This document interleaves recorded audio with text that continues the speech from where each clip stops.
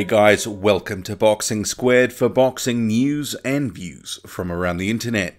We've got a very interesting heavyweight matchup this weekend between countrymen Adrian Granat and Otto Wallin, where more than just Swedish bragging rights will be on the line. This fight, it has been bubbling for a while, years in fact, and the prospect of them facing off against each other in the paid ranks, it's got people talking and, a few people salivating because it's been years in the making. And as we know, there's nothing quite like a juicy domestic rivalry. And then throw in there as well a little bit of bad blood. So it's got all the ingredients to be a good domestic dust-up. So later I'll get to a few statements that these two have made in the build-up and then a prediction. But first, I think it's worth touching on their careers briefly because it is fair to say that because they've been campaigning largely in Europe and sort of not on many people's TV screens in general, in Europe sure, but elsewhere not so much. So a lot of heavyweight fans haven't had the opportunity to actually see them fight live. You may have seen the odd highlight here and there, and in Granat's case you probably saw the Dimitrenko knockout. That was something quite spectacular actually. For some it's going to be a case that you've heard of Granat or Wallin's names, and that's sort of in the context of conversations about good up-and-comers. But apart from that, you may not have seen or heard much of them. So what I'll do first, I'll start with Otto Wallin. So he is ranked the #1 Swedish heavyweight by BoxRec. He's 27 years old. He's a 6'5" southpaw, 19-0 heading into this weekend's fight. And like Granat, he turned pro in 2013, and he's been steadily rising the ranks since. He's currently rated 12th in both the WBA and IBF sanctioning bodies, respectively. His record, on the surface, it is definitely a bit thin. There's sort of no sugarcoating that. And this is something that Granat has certainly called him out on before and sort of said, hey, you've been fighting nobodies for quite a long time. But among that slew of journeymen on his record include Beato Costa Jr., that's someone who Joseph Parker has fought and beaten, and Rafael Zimbano Love, that's also someone who Anthony Joshua has beaten. So these guys, they are not exactly top-tier competition. They are among the best names on his record. Well, at least they've got the most name recognition. The other guys, there are some people you've probably never heard of. So it's fair to say, this fight against Adrian Granat, it does shape as Otto Wallin's first real test, his first real step-up fight. For a big guy, Wallin does move very well. He's got a good back foot game. He's got a decent jab. He sort of pumps it out there like a piston. And overall, he does use it to pretty good effect. He's also got a decent right hook, and he's a very good body puncher. In terms of power, I've got my questions. It's okay, but I don't think it's anything earth-shattering. And I've definitely thought, in terms of his conditioning, he's potentially been a little bit fleshier around the middle in recent times, or more so than he needed to be, sort of in that midriff area. So it'll be interesting to see the sort of conditioning that or his shape that he comes in for this fight. And of course, we know that there's no love lost between him and Granat. So I would hope that that would prove to be a bit of motivation to potentially help him shed some kilos and come in tip-top condition. Adrian Granat, meanwhile, 6'7", orthodox fighter. He's currently 15-1. And that sole loss, that was to Alexander Dimitrenko a year ago. And I'll come to that defeat a little bit later on. Like Wallin, Granat's record, it's definitely filled out by journeymen of varying talent. But he does have journeymen that do have a bit more name recognition. So you've got guys like Danny Williams, Michael Sprott, and Konstantin Iric. And the Jonathan Banks trained fighter, he does have very heavy hands. He can certainly punch, and he's capable of landing powerful uppercuts, right hands, and ripping body shots. But on the other sort of side of the coin here, he is definitely very hittable. And a number of guys that have fought him, they've actually been able to pretty much tag him, not whenever they want, but, reasonably close to it. And some of these guys are not top-tier competition. So, he hasn't been that hard to find in the past. And I wonder, is that going to catch up with him? Well, potentially it already has against the Dimitrenko, but I think some of that came down to a lack of respect. He just thought he was going to walk through the guy. And sometimes Granat, he can also be a little bit guilty of looking for that big shot. Sort of sitting there, waiting there, and you can sort of see him bouncing around on his feet. Not actually doing a whole lot, but he's looking for that opening. But going back to that Dimitrenko loss. It was a year ago. It was definitely unexpected. You could probably say, well, I definitely thought it was one of the upsets of the year, and definitely probably the upset of the year in the heavyweight division. So Granat, he was coming forward in that first round. He ate a right hand, a perfectly placed right hand on his chin, and he went down hard. So he did beat the count the first time, but Dimitrenko swarmed him, knocked him down again, and it was basically all she wrote after that. It was a complete turnaround from the start of the round, and this only went a round. So Granat basically had Dimitrenko overbalancing and slipping after 10 seconds or so. And then after an uppercut and a right hand sort of 25 seconds into the round, Dimitrenko was doing a little bit of a funny dance, and I thought, oh, how long is this going to last? But Dimitrenko gained quite a bit of confidence over the next minute or so. He managed to actually look pretty decent, and he obviously thought, actually, I can foot it with this guy. And he landed. And Granat, he did go down hard.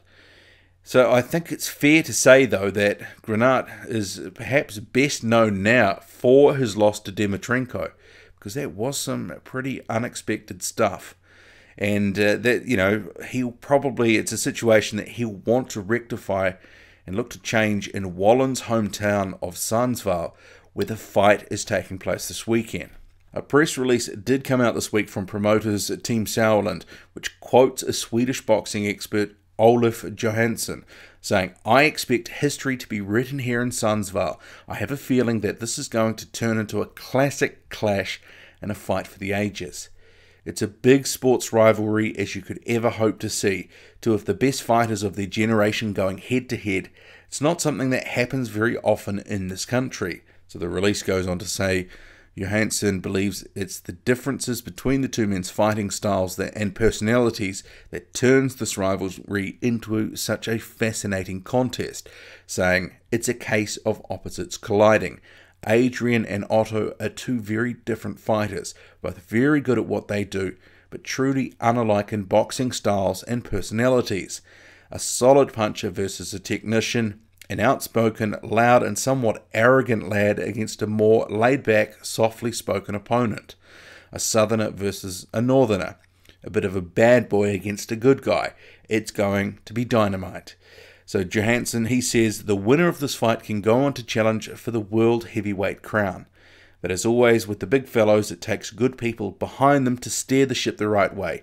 It will be no easy task, but the winner in Sundsvall will be on the verge of something big.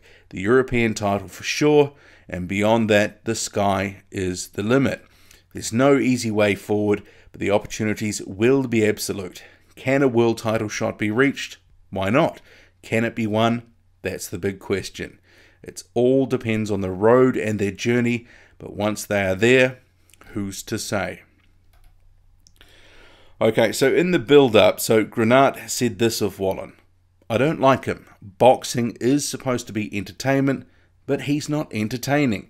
He's not got an entertaining boxing style or personality. I think he's dull all the way through, and I'm 100% confident I will win this fight. He's got a weak mind and no punch, so it's going to be difficult for him. He's fought lower-level journeymen his whole career, so it's going to be a big step up for him to face me, and I think he's going to notice the difference." So Wallin, meanwhile, his take on Granat is, "I've been waiting a long time for this fight, and finally we see who is the best heavyweight in Sweden. I'm very confident I will win. I'm confident in my ability and in my work rate. I know when I enter the ring, I would have prepared to the best of my ability and done everything possible to win. Granat is a big guy with some strength, but I believe I'm the better boxer. I've known him for many years since we were amateurs, so I know what to expect. I don't think he's improved, and I don't think he understands what it takes to become something in this game. He's always trying to do things the easy way. He's disrespected me, and he's disrespected his other opponents. I want to show him that's not the way to behave. This is a gentleman's sport, and I plan to teach him a lesson. Okay, so what we've got here is definitely a case of sort of finesse versus power. You know, we've got a good technician versus a very big puncher. And that puncher, Adrian Granat, before he got knocked out by Dimitrenko, I would have said that I favoured him massively to beat Wallin. But I do see this after that loss, and there are a few vulnerabilities raised there, questions about Granat's chin. I sort of see this as a much closer fight. I could very well see Wallin racking up the opening rounds behind his jab and the movement. He moves very well, and pretty much tagging Granat, maybe not with big shots, but tagging Granat almost at will, sort of finessing his way to a decent points lead. But I am swayed a little bit by Granat and his heavy hand, so I do favour him to win in this one. He can certainly punch, and the thing is, Wallin is there to be hit at times. So I've seen that in some of his fights. You can see that in some of the highlights. While he is good at sort of getting his work away, he does eat some in return. So if Granat can manage to catch up with him, he could be in trouble actually. And as I mentioned earlier though, Granat, same sort of thing as Wallin, he's also very hittable. But I am tossing up whether Wallin has the power to knock out Granat. And sure, you know, all heavyweights have power, you know, the old sort of chestnut, that one. But I think Granat, he will be a bit more defensively responsible in this one. I don't think he will be underestimating Wallin as he appeared to do against Alexander Dimitrenko. If it goes 12, Wallin, he probably wins on points, while I think Granat is the more likely of the two to get a stoppage. But I'm going to edge it to Granat in terms of who I think I will win. And in terms of the winner, they will definitely be propelled into the contender ranks. They'll be a legitimate contender and be in line for much bigger things. Probably still one or two fights away from a heavyweight title after this one. But they will be a freshly minted contender, because right now they're sort of fringe contenders, you know, prospects / fringe contenders. So the winner will go to contender status. The loser, meanwhile, they'll definitely be able to come back. These guys are only 26, 27. But it will be a little bit of a road back and a decent setback for sure. And in case you're wondering about, well, what are the options for watching this fight, it is actually available on pay-per-view over the internet on an outfit called Viaplay. But it's not going to be cheap. So it's 299 Swedish krona. So that does actually work out to 48 New Zealand dollars. £25 or $35 US. If you're in Australia, closer to the New Zealand amount. But yeah, that's certainly not cheap. But you know, there may be some other options to view that fight live, but I'm sure it'll be up on YouTube pretty shortly afterwards anyway.